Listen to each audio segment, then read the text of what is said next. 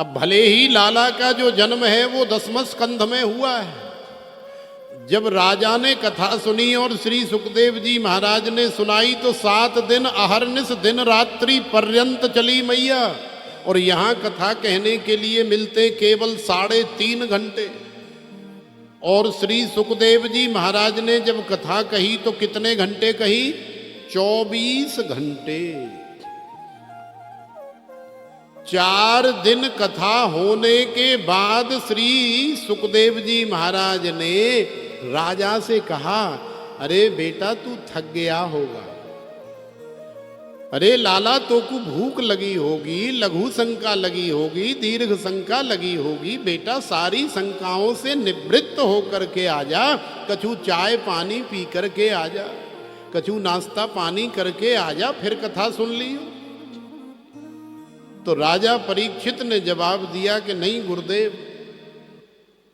मैं अहंकार वश नहीं कह रहा, मैं सहज ही कह रहा हूं कि आपके श्री मुख से ये जो कृष्ण रूपी अमृत, ये जो भागवत रूपी अमृत बह रहा है, इस अमृत को पी करके मैं इतना तृप्त हो रहा हूं, संतुष्ट हो रहा हूं, तुष्ट हो रहा हूं, पुष्ट हो रहा हूं कि न मुझे भूख लग रही है, न मुझे प्यास लग रही है, न मुझे नींद लग रही है, न मुझे लघु शंका या दीर्घ शंका या किसी भी प्रकार की शंका, माने मैं तो संसार को बिल्कुल भूल ही गया हूं। तो हे गुरुदेव, आप तो बस मुझे कथा सुनाते ही जाइए। तो सोचो कि उन महापुरुष ने भी जब कथा करी तो अहरनिश चली, दिन रात्रि पर्यंत चली। तो 24 घंटे में जो बात रखी जाएगी उसे 3 घंटे में किस प्रकार से रखें?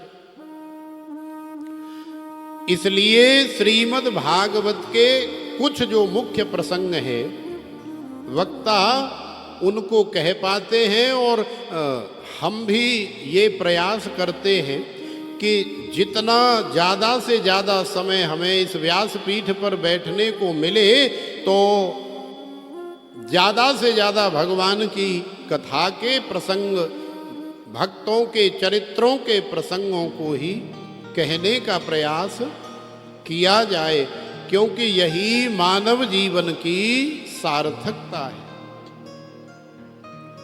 तो भले ही लाला का जन्म जो है 10वें स्कंध में हुआ है, लेकिन 8वें स्कंध में भी भगवान की और हमारे जीवन से जुड़ी हुई बड़ी सुंदर कथा है। भगवान का श्री हरि अवतार हुआ है, और भगवान का श्री हरि अवतार जुड़ा हुआ है एक गजेंद्र की गाथा से, जिसे हम गजेंद्र मोक्ष के नाम से भी जानते हैं। तो देखो श्री सुखदेव जी महाराज सुना रहे हैं कि आसीद गिरिवरो राजन त्रिकूट इति विस्तृतः क्षीरो देनावृतः श्रीमान योजना युत मुच्छ्रित। हे राजन, एक त्रिकूट नाम का पर्वत है, और उस त्रिकूट नाम के पर्वत पर हर प्रकार के हिंसक अहिंसक जीव जंतु रहते हैं, लेकिन उन्हीं में एक गजराज रहता है।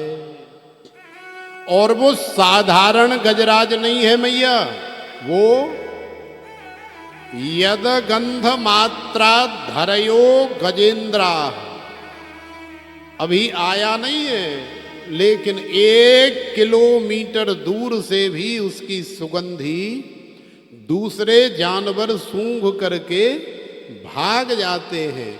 क्यों? क्योंकि 10,000 हाथियों का बल है उसमें।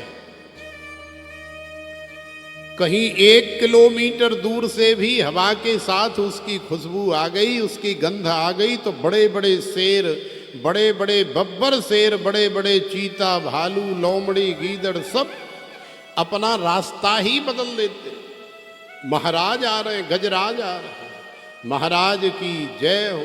कहीं गलती से सामने आ जाएं तो शेर भी अपने पिछले पैरों पर खड़ा हो जाता है और दोनों आगे वाले हाथ ऐसे जोड़ लेता है और जयकार लगाता है, गजराज महाराज की जय।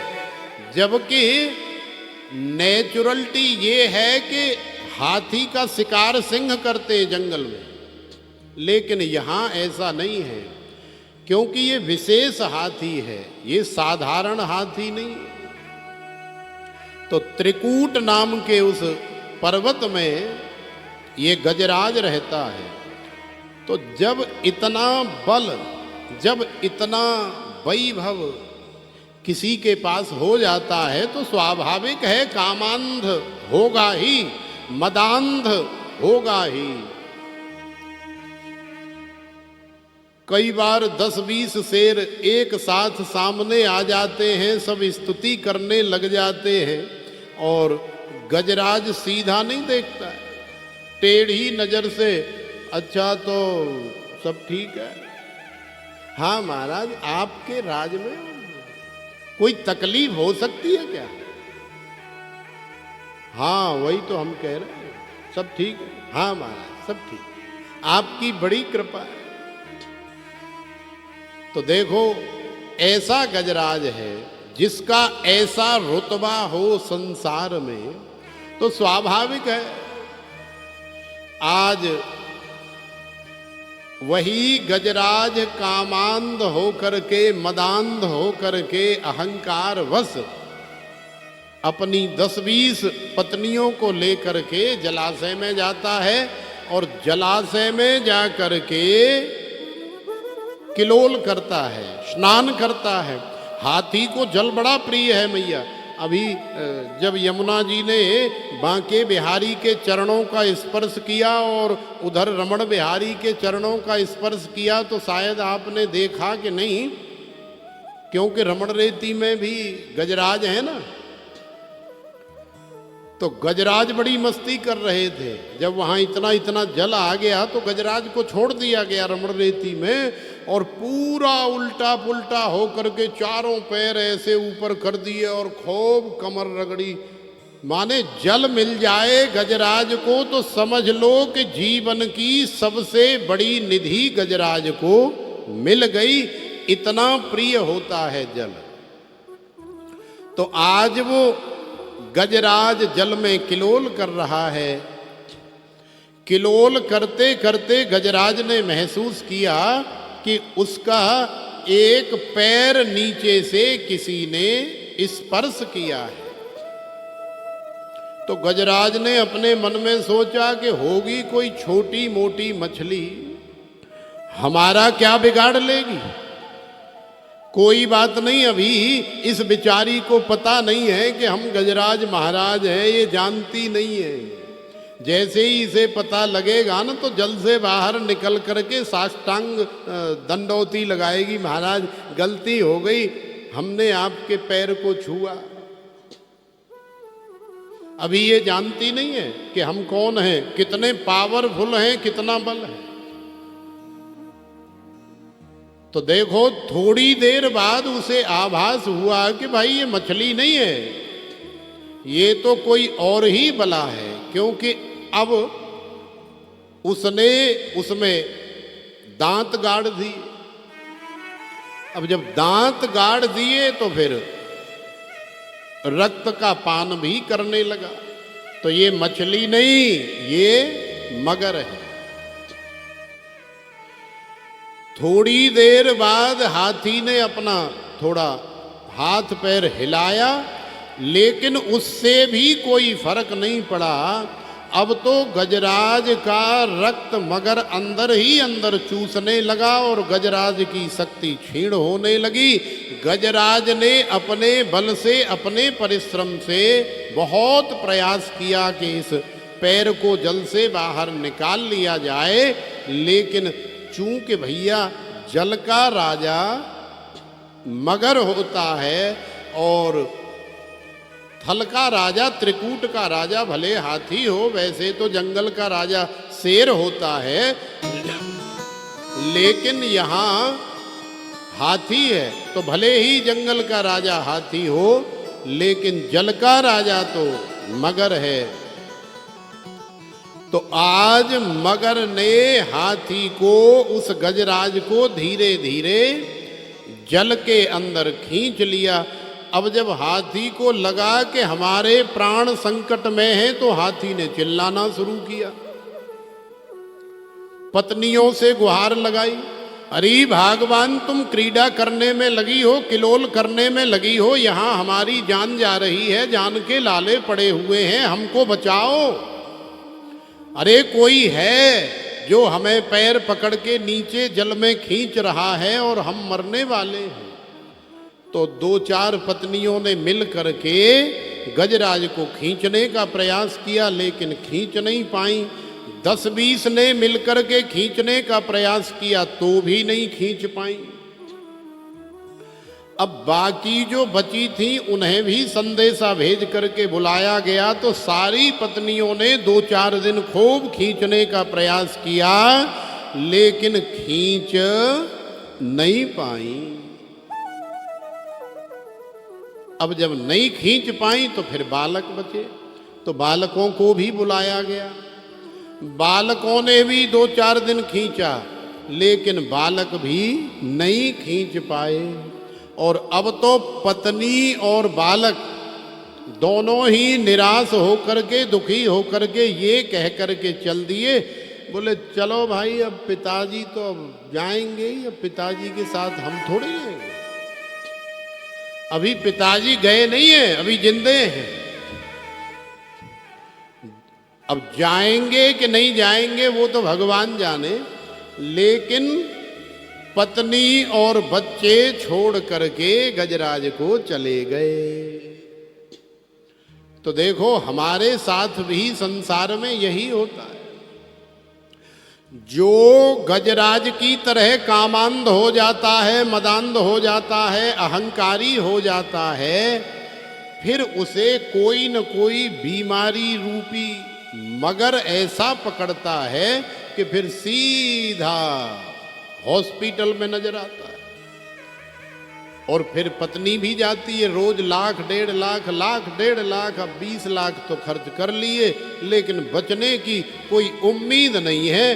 तो फिर बच्चे कहते हैं अब मम्मी अब सब कुछ यहीं बर्बाद कर दोगी, अब हमारा भी आगे का कोई जीवन है। अब पिताजी को तो अब जाना ही है भाई, 70 वर्ष के हो गए, तो काहे को लंका को लुटा रही हो। अरे छोड़ो, अब डॉक्टर साहब से कहो कि अब इनको छुट्टी दे दें, अब हम इनकी सेवा कर लेंगे। तो देखो बड़े बड़े मल्ल, बड़े बड़े पहलवान, बड़े बड़े राजा, बड़े बड़े महाराजा, बड़े बड़े बाहुबलियों का ऐसा हाल हो जाता है कि फिर अपनी पत्नी और अपने बच्चे तक का सहारा उन्हें नसीब नहीं होता है। जिस बल पर वो फूल रहे थे वो बल काम नहीं आता है। संसार वाले तो खैर क्या किसी को सहायता प्रदान करेंगे, अपने स्वयं के बच्चे भी सहायता नहीं देते। तो देखो आज पत्नी और बच्चे सब छोड़ करके चले गए गजराज को, और गजराज का ऐसा बुरा हाल हो रहा है, अब तो बहन जी केवल सांस लेने के लिए गजराज की सूंड बची है, सांस लेने के लिए, बाकी सारा गजराज उस जलाशय के अंदर जा चुका है। तो देखो गजराज ने संसार के सहारे ढूंढे, लेकिन कोई काम नहीं आया। अब गजराज के संसार के सारे सहारे टूट गए। तब फिर गजराज को उस परम पिता परमेश्वर की याद आई, लेकिन समस्या ये है कि जीवन में कभी जानने का और मानने का प्रयास नहीं किया, इसलिए वो नाम जानता ही नहीं। न नाम जानता है, न स्वरूप जानता है। अब परिस्थिति ऐसी विकट फंस गई है कि करे तो करे क्या। तो जरा सा दाएं बाएं देखा गजराज ने, तो सरोवर में कमल के सुंदर सुंदर पुष्प खिले हुए हैं। एक पुष्प सूंड से इस तरह से पकड़ा और पकड़ करके उसे ऐसे कर दिया और आंखें बंद करके प्रीतम जान लियो मन माही। अपने ही सुख से जग को बांध्यो कोई काहू को नाही। आज गजराज को याद आ रही है उस प्रियतम की, उस प्रीतम की। आज गजराज कह रहा है कि हे प्रभु, आप जो भी हो, जहां भी हो, मैं आपका नाम नहीं जानता, मैं आपका स्वरूप नहीं जानता, लेकिन आप हो इतना मुझे विश्वास है। क्योंकि यदि आप नहीं होते तो ये संसार नहीं होता, आप नहीं होते तो ये बड़े बड़े पहाड़, बड़े बड़े टीले नहीं होते। क्योंकि ये मानव की कृति नहीं है, प्रकृति को मनुष्य ने नहीं बनाया है। आप नहीं होते तो ये जलाशय नहीं होता। तो हे प्रभु, आप जो भी हो, जहां भी हो, अब मैं आपको पुकार रहा हूं, अब मैं आपकी शरण में हूं, मेरी रक्षा करो।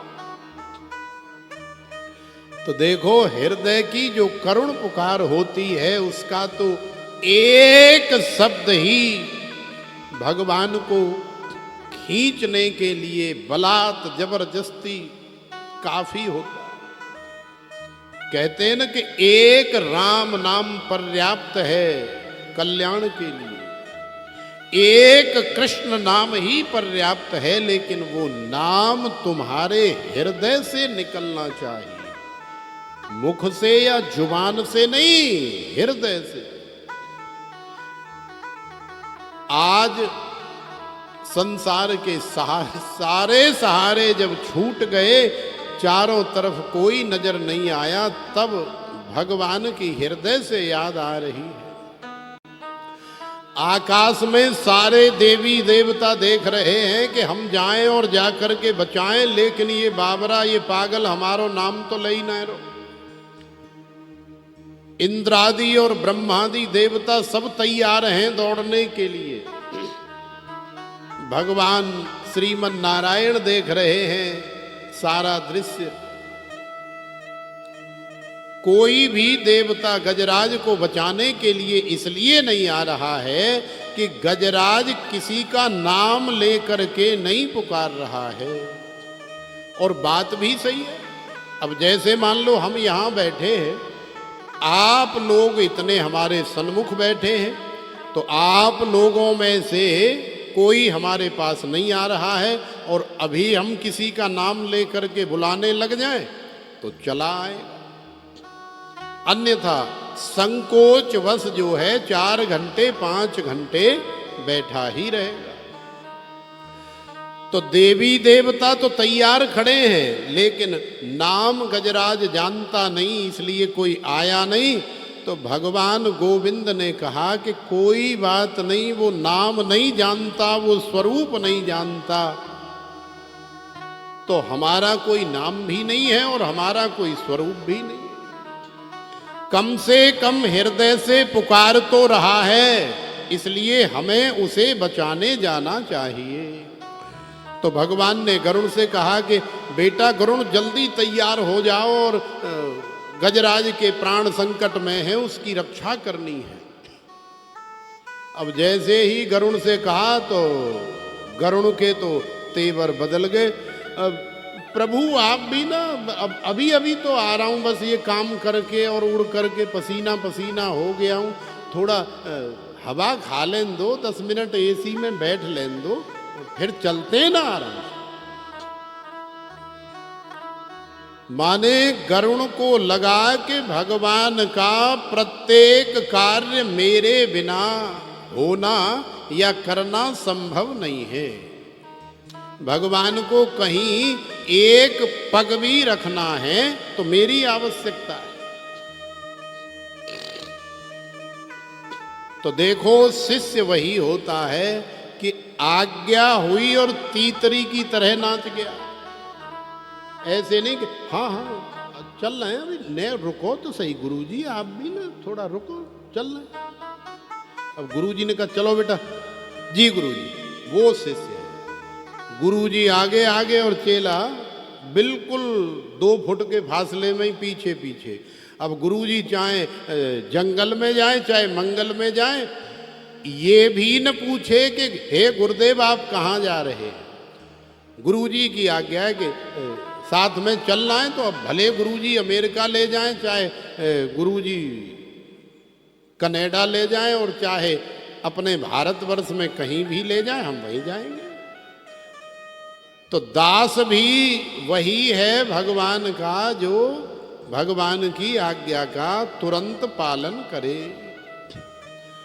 तो देखो गरुड़ ने भगवान से थोड़ा सा प्रत्युत्तर कर दिया, अरे चल रहे ना प्रभु, चल रहे हैं।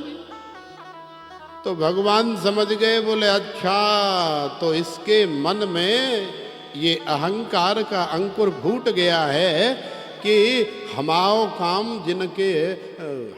काम जाके बिना चलता नहीं है।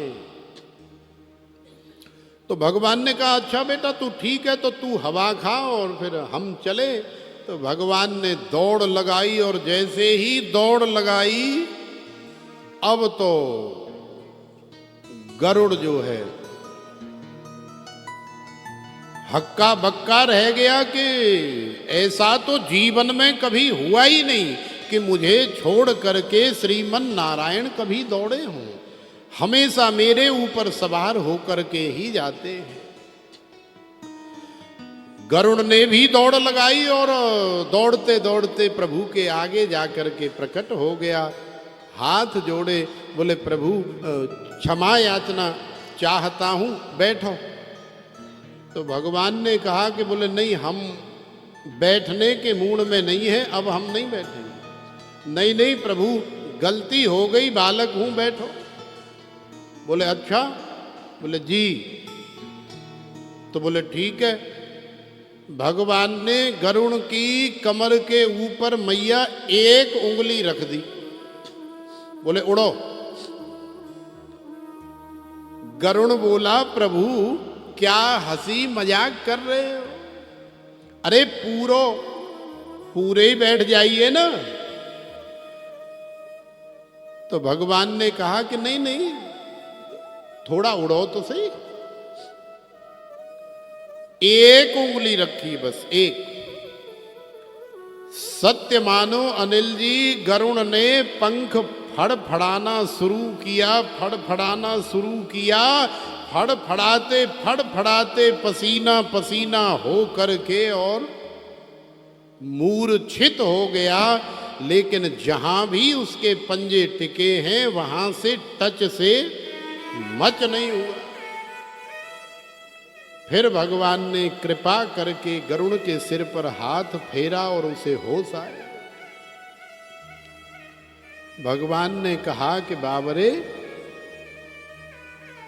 तू ये समझता है कि तू मुझे लेकर के उड़ता है, अपितु वास्तविकता ये है कि मैं तेरी कमर के ऊपर बैठ करके तुझे अपने पंजों से दबा करके स्वयं उड़ता हूं। और यही वास्तविकता है। हम लोग भी सोचते हैं कि मैं कर रहा हूं, मेरी वजह से हो रहा है, यदि मैं न करूं तो संभव नहीं। तो यही भूल हम करते हैं, और यही भूल गरुड़ ने भी की थी, लेकिन एक ही बार, फिर दोबारा नहीं की। अब तो एक ही पल में प्रभु गरुड़ को पंजों में दबा करके और उस त्रिकूट नाम के पर्वत में जलाशय के किनारे प्रकट हो गए। बोलिए श्री हरि भगवान की जय। भगवान ने दूसरे ही पल में सूंड पकड़ करके हाथी की जलाशय से बाहर खींच लिया। बाहर खींच करके मगर के सुदर्शन से 2 कर दिए। कैसे कर दिए बेबी जी? जैसे शिमला मिर्च होती है ना, तो शिमला मिर्च का अमनिया कर दिया जाता है ना 2, तो एक पार्ट इधर और दूसरा इधर। तो गरुण जो है वो मगर जो है 2 पार्टों में विभक्त कर दिया। लेकिन यहाँ बहुत सारे महापुरुषों ने प्रश्न भी किए हैं कि भगवान आए तो थे गजराज का उद्धार करने के लिए, लेकिन हमें तो ऐसा प्रतीत हो रहा है कि यहाँ सबसे पहले तो भगवान ने मगर का उद्धार कर दिया। भाई मगर तो दुष्ट है, राक्षस है, खून चूसने वाला है, और गजराज है भगवान को पुकारने वाला आर्त करुणार्ध भक्त, जिसकी वजह से भगवान आए। लेकिन यहाँ उद्धार हो गया है मगर का, और गजराज अभी ऐसे ही खड़ा हुआ है। भगवान कह रहे हैं भैया अब हमने तेरे प्राण बचा लिए हैं और तू हमसे बात नहीं कर रहा है, हमारी तरफ देख नहीं रहा है, हमारी स्तुति नहीं कर रहा है। क्या कारण है? क्योंकि गजराज इस चीज को देख करके भगवान से अंदर से रुष्ट हो गया है और ठाकुर जी की तरफ कमर करके खड़ा हो गया, मुंह इधर और पीठ भगवान की तरफ। तो भगवान ने गजराज को मनाया, बड़ी मनोहार करी। बेटा क्या बात है बता तो सही। बोले प्रभु आप आए तो थे हमारा उद्धार करने, लेकिन आपने हमसे पहले और इस दुष्ट का उद्धार कर दिया और हम जैसे के तैसे ही अभी खड़े हुए, इसलिए हम आपसे नाराज हैं। तो कई महापुरुष कहते हैं कि भैया एक्चुअली होता क्या है, यहां पर मगर का उद्धार भगवान से पहले क्यों हुआ है, इसका कारण क्या है? तो देखो इसका कारण यही है कि गजराज है भगवान का भक्त और भगवान के भक्त के पाद पद्म माने चरण पकड़े हैं मगर ने। तो महापुरुष कहते हैं कि भगवान के भक्त के जो चरण पकड़ लेता है और फिर मरते दम तक छोड़ता नहीं है, ऐसे जीव का उद्धार भगवान कर देते हैं। वो चाहे कितना भी बड़ा दुष्ट हो, कितना भी बड़ा पापी हो, लेकिन उसने भगवान के भक्त के चरण पकड़े हैं, इसलिए भगवान उसका उद्धार कर देते हैं। तो ये गजराज की जो गाथा है, ये जो हरि बता रहे, गजेंद्र मोक्ष का हमें पाठ भी करना चाहिए, क्योंकि गजेंद्र मोक्ष का पाठ करने से भगवान हमारी प्रार्थना सुनते हैं। और जैसे गजराज के ऊपर ठाकुर जी ने डूबते हुए गजराज को बचाया है, उसी तरह से हमें भी भगवान इस भव सागर से बचाते हैं, क्योंकि हम भी तो इस भव सागर में डूब ही रहे हैं बहन जी। इस भव सागर में न जाने कितने प्रकार के कीचड़ हैं, न जाने कितने प्रकार के विकार हैं, जिनसे मलिन होकर के लिप्त होकर के हम लोग दिन रात्रि गर्त में जा रहे हैं, डूब रहे हैं। इसलिए भगवान से प्रार्थना करें तो भगवान हमारी रक्षा करते हैं।